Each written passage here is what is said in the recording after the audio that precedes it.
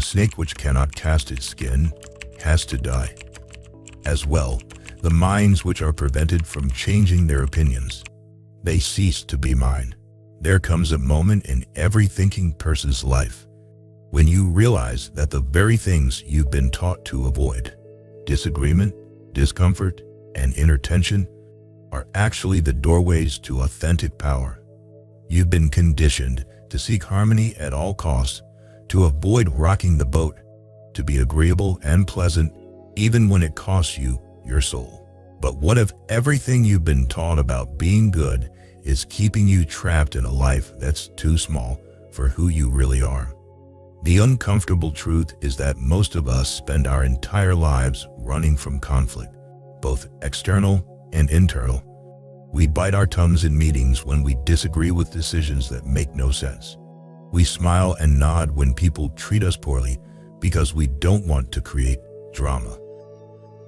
We suppress our deepest convictions because they might make others uncomfortable. We become masters of self-betrayal, all in the name of keeping the peace. But here's what those who've truly lived understand. This obsession with avoiding conflict isn't making you a better person. It's making you a smaller one. Every time you choose comfortable lies over difficult truths, every time you sacrifice your authentic self on the altar of others' comfort, you're not being virtuous, you're being weak. Those who've made it through the real battles of life know something that the perpetually agreeable never learn. Strength isn't forged in comfort. It's hammered out in the fires of struggle, shaped through resistance, and refined through the courage to stand for something, even when standing costs you something. Think about the moments in your life when you felt most alive, most authentically yourself. Were they the moments when you were playing it safe, keeping everyone happy, avoiding all friction? Or were they the times when you finally found the courage to speak your truth, to set a boundary, to walk away from what wasn't serving you, regardless of who might be offended? Life itself is not a peaceful meadow where everyone gets along and nothing challenging ever happens. Life is a constant push toward growth, toward overcoming, toward becoming more than what you were yesterday. The people who try to turn existence into one giant group hug are missing the fundamental nature of what it means to be human. We are not designed for the perpetual comfort. We are designed for expansion, for challenge, for the kind of authentic living that sometimes requires us to disturb the peace. Yet we live in a culture that has made conflict avoidance into a religion. We're told that the highest virtue is making sure everyone feels comfortable, that disagreement is somehow inherently wrong, that causing any discomfort makes you a bad person. This isn't wisdom. This is the philosophy of people who've never truly tested themselves against anything meaningful. When you look closely at the people who insist on constant harmony, you'll notice something interesting. They're often the most controlling people you'll ever meet. They've just found a socially acceptable way to manipulate others.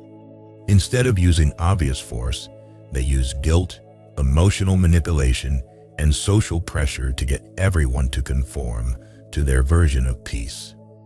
They've turned niceness into a weapon and wielded it with devastating effectiveness. The real question is, what are you afraid will happen if you stop being so afraid of conflict? Are you worried people won't like you? That they'll think you're difficult? That they'll reject you? Here's a life lesson that might sting a little. The people who would reject you for having boundaries and speaking your truth aren't really your people anyway. They were just comfortable with the version of you that never challenged them, never made them think, never required them to grow. Those who've learned to navigate life successfully understand that real relationships can handle disagreement. In fact, they require it. When two people never disagree, one of them is unnecessary. When families never have difficult conversations, they're not actually close. They're just performing closeness while keeping all the real stuff buried. When teams never challenge each other's ideas, they're not collaborating. They're just going through the motions while creativity dies a slow death. The irony is that your fear of conflict is actually creating more problems than conflict itself ever could. When you constantly suppress your authentic responses, you build resentment. When you always prioritize others' comfort over your own truth, you lose respect for yourself. When you refuse to address issues directly, they don't disappear. They fester and grow more toxic over time. Real strength isn't about avoiding all struggle. It's about learning to struggle well. It's about developing the internal fortitude to handle disagreement without falling apart. It's about building the kind of character that can remain centered even when others are trying to make you feel guilty for having standards. Those who understand life deeply recognize that your internal conflicts are just as important as the external ones. The tension between who you are and who you think you should be, the struggle between your authentic desires and your conditioned responses, the discomfort that comes with growth. These aren't problems to be solved. They're the very mechanisms through which you become who you're meant to be. But we've been taught to medicate every uncomfortable feeling, to resolve every inner tension as quickly as possible, to seek therapy or advice or distraction the moment we feel any psychological discomfort. What if that discomfort is trying to tell you something important? What if that inner conflict is your deeper self trying to break free from patterns that no longer serve you? People who've done real inner work understand that psychological comfort isn't the goal of a meaningful life. Growth is. And growth requires the willingness to sit with discomfort, to wrestle with difficult questions, to let old versions of yourself die so new ones can be born. This process isn't neat or pretty or comfortable. It's messy and challenging, and sometimes painful. But it's also the only path to authentic power. The popular obsession with everyone getting along, with universal acceptance and perpetual validation, isn't creating stronger humans. It's creating people who can't handle any pushback, who fall apart the moment someone disagrees with them, who need constant reassurance that they're okay. This isn't emotional intelligence. This is emotional fragility dressed up as virtue. When you start questioning the morality that insists you must always be agreeable, something interesting happens. You begin to see how many of your good behaviors were actually forms of self-abandonment. You realize that your people-pleasing wasn't kindness, it was fear.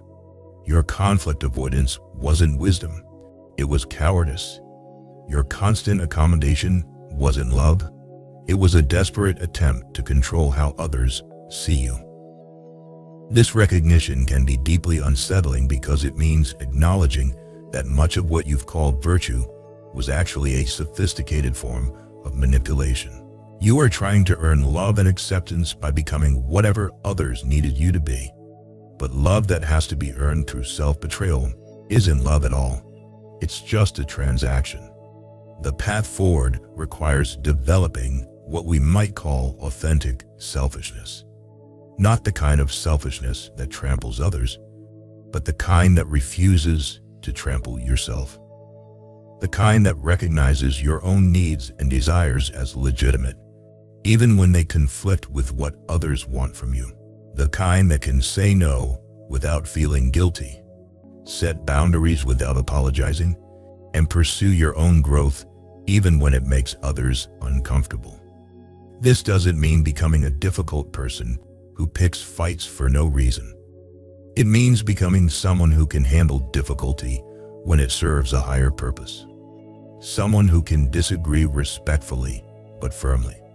Someone who can stand in the discomfort of disappointing others when the alternative is disappointing yourself. Those who've mastered this understand that authentic relationships require authentic people. When you show up as your real self, complete with your own opinions, preferences, and boundaries, You give others permission to do the same. When you're willing to engage in respectful conflict, you create space for real intimacy. When you stop trying to manage everyone's emotions, you allow them to develop their own emotional strength. The practice begins with small acts of authenticity. The next time someone asks for your opinion, give it honestly instead of saying what you think they want to hear. When someone makes a request that doesn't work for you, say no without elaborate explanations or apologies. When you disagree with something, express your perspective calmly but clearly instead of staying silent to keep the peace. Pay attention to what happens in your body when you consider being more authentic. Notice the fear, the guilt, the anxiety that arises when you think about potentially disappointing someone. These feelings aren't warnings that you're doing something wrong. They're old conditioning trying to keep you small and safe and manageable. Real freedom comes when you realize that other people's comfort is not your responsibility. Your responsibility is to be honest, respectful, and authentic. How others choose to respond to your authenticity is their choice and their responsibility. You cannot control their reactions, and trying to do so will keep you trapped in patterns of self-betrayal forever. The people in your life who truly care about you want you to be real with them, even when your reality is challenging. They want to know who you actually are, not who you think you should be. They want genuine connection, not performed harmony. They want to engage with your real thoughts and feelings, not your carefully curated version of acceptability. When you embrace the courage to be authentically yourself, you discover something remarkable. The world doesn't end. In fact, it often improves dramatically. The people who were only comfortable with your inauthentic self may drift away, but the ones who remain will know they're relating to the real you. New people will be drawn to your authenticity because it gives them permission to be authentic too. This journey requires you to develop a different relationship with solitude.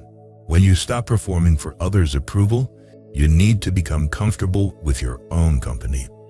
You need to know who you are when no one else is around to reflect back their version of who they think you should be. This solitude isn't loneliness. It's the foundation of authentic selfhood. Those who've traveled this path understand that the goal isn't to become unnecessarily difficult or combative. The goal is to become someone who can handle difficulty when it arises naturally, who can engage in conflict when it serves truth and growth, who can remain centered in the midst of disagreement. This kind of strength attracts quality people and repels those who were only interested in controlling you. Your willingness to embrace necessary conflict, both internal and external, becomes a filter for the quality of your relationships and experiences. People who cannot handle your authentic self were never really connecting with you anyway. They were connecting with their projection of who they needed you to be. When you stop accommodating those projections, you create space for real connection with people who actually see and appreciate who you are. The ultimate freedom comes when you realize that your peace doesn't depend on everyone else's approval. When you can sleep well at night, knowing you've been true to yourself, even if that truth created some temporary discomfort for others. When you can pursue your own growth and goals without constantly checking to make sure everyone else is okay with your choices. This is what it means to stop being afraid of conflict. Not that you go looking for fights, but that you don't run from necessary ones. Not that you become combative, but that you become courageous. Not that you stop caring about others, but that you start caring about yourself too.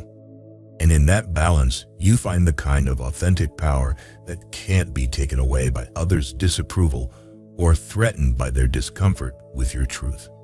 What aspect of your life needs more honest conflict right now? Where have you been avoiding necessary conversations or suppressing authentic responses in the name of keeping the peace. The path to freedom starts with small acts of courage, with choosing truth over comfort, with embracing the discomfort that comes with growth. Your authentic self is waiting on the other side of that courage. The journey toward authentic freedom through embracing conflict isn't just about external relationships. It's equally about the internal battles you've been avoiding.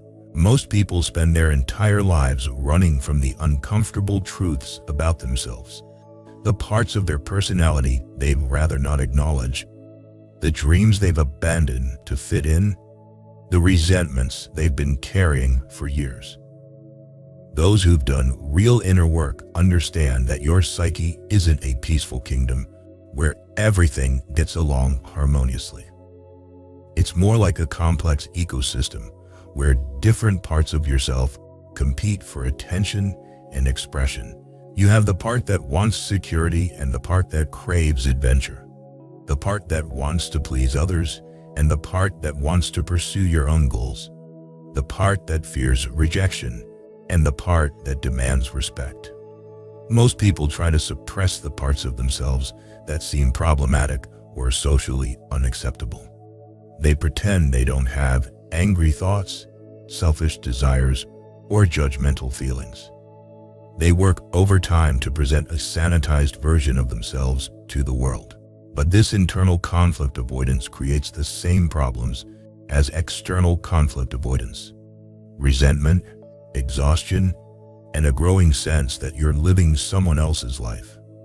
The path to psychological freedom requires you to acknowledge all parts of yourself, even the ones that make you uncomfortable, especially the ones that make you uncomfortable.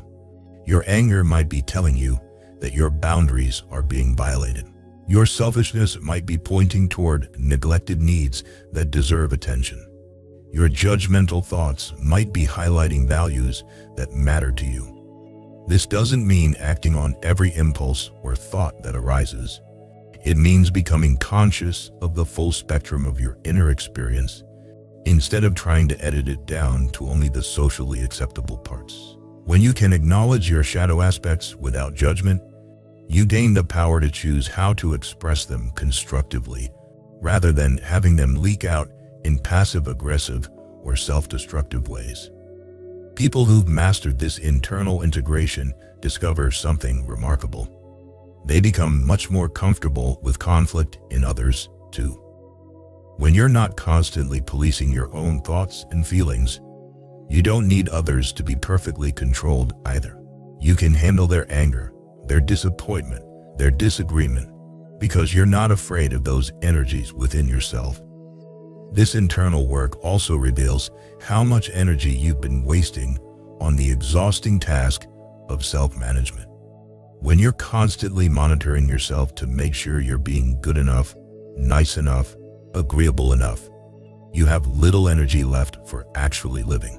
It's like having a full-time job as your own behavior modification specialist, leaving little time or energy for creativity, growth, or authentic connection. The practice of embracing internal conflict starts with honest self-observation.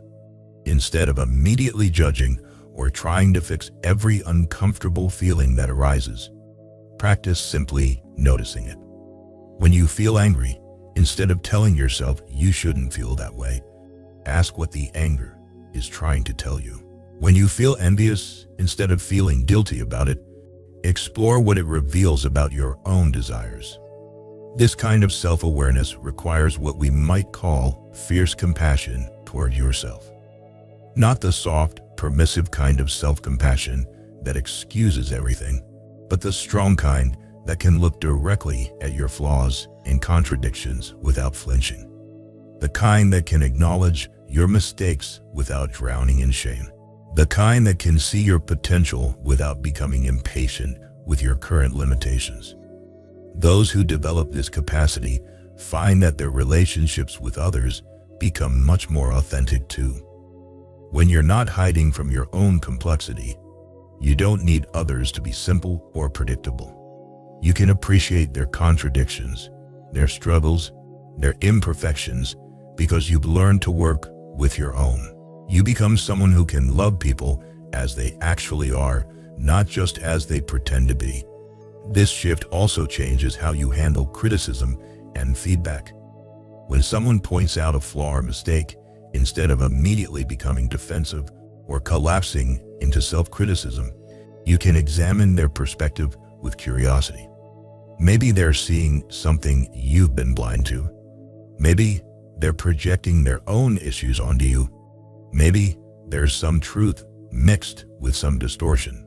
You can sort through it without taking it as a complete indictment of your worth. The freedom that comes from this internal integration extends into every area of your life. In your work, you can pursue opportunities that genuinely interest you, instead of only choosing what feels safe or impressive to others. In your relationships, you can express your real preferences and boundaries instead of constantly accommodating. In your personal growth, you can explore areas that call to you instead of only working on what others think you should improve. This doesn't mean becoming completely self-absorbed or inconsiderate of others. It means developing the kind of authentic self-awareness that actually makes you more capable of genuine care and consideration. When you're not constantly managing your own internal conflicts, you have more presence and energy available for real connection with others. People are drawn to this kind of integrated authenticity because it's so rare. Most people are performing some version of who they think they should be, which creates a subtle sense of artificiality in their interactions. When you show up as someone who's comfortable with your own complexity, who can acknowledge your mistakes without drowning in shame, who can pursue your goals without needing everyone's approval, you give others permission to be real too.